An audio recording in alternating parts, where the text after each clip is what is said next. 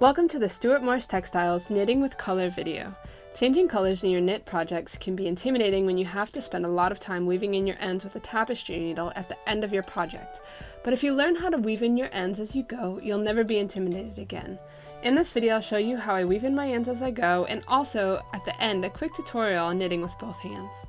First though, let's focus on weaving in your ends as you knit. Here is my project. I am knitting in the round, changing colors every couple rows. My stitch marker signifies the beginning and end point for each round. When I'm ready to switch colors for my next round, I count 10 stitches before my stitch marker, which is also 10 stitches before I change my color. With my left hand, I'm going to take my next color and hold it between my thumb and my finger on either side of my project. And to give my new yarn a bit of tension, I'm going to weave it between the rest of my fingers. For my first stitch, I enter with the right needle as normal before slipping the needle under my new yarn held in my left hand. I continue by wrapping my current yarn around my needles as normal and put it through my stitch.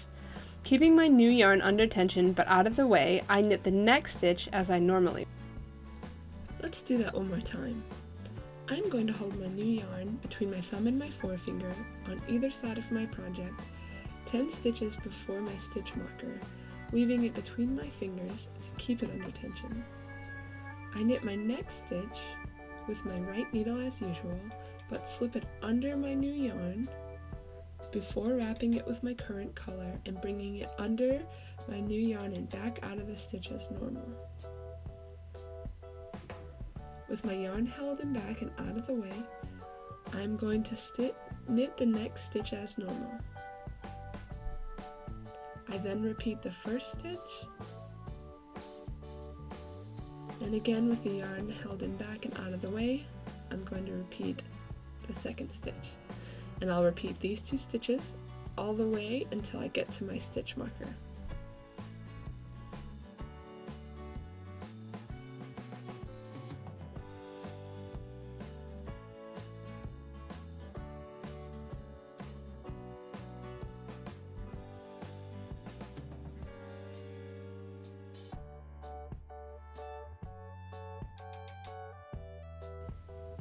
As you can see, I've woven in my new yarn through the back loops of my knitting with my current yarn, invisible from the front of my project.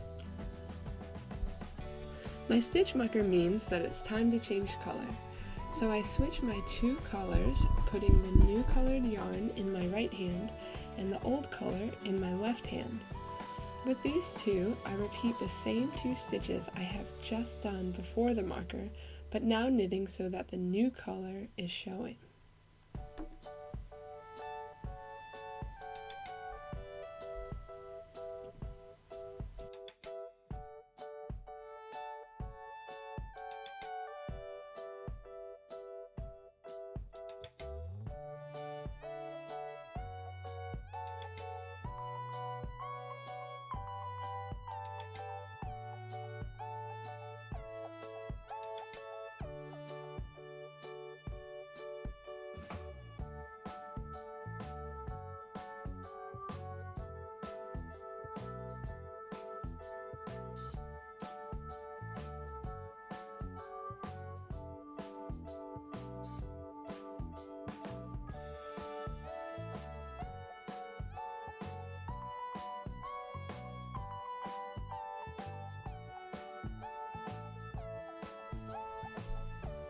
When I get to the end of my 10 stitches, I can break off the old yarn and move along with my next color.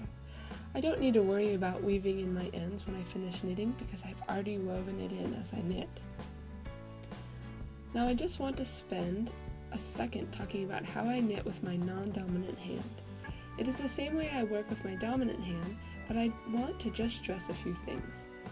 Knitting with your non-dominant hand is easy once you gain muscle memory and actually muscle in general. It will feel awkward at first, but once you have the skill, it never goes away. Here you can see I'm wrapping the yarn with my pinky and weaving it between my fingers to keep the tension while I knit. Because I want to be able to knit with both hands simultaneously, I need both hands to be able to hold their yarn independently. The tension and times you need to wrap your yarn around your fingers will be different for each yarn depending on how slippery it is. Practicing in a knit is excellent, but being able to move back and forth in a 1x1 rib or seed stitch is great practice too. I recommend both. For an entire project dedicated to building muscle and dexterity in this way, see my free tutorial on the pattern seed wrap on my website. There is a link in the description. Thanks for watching!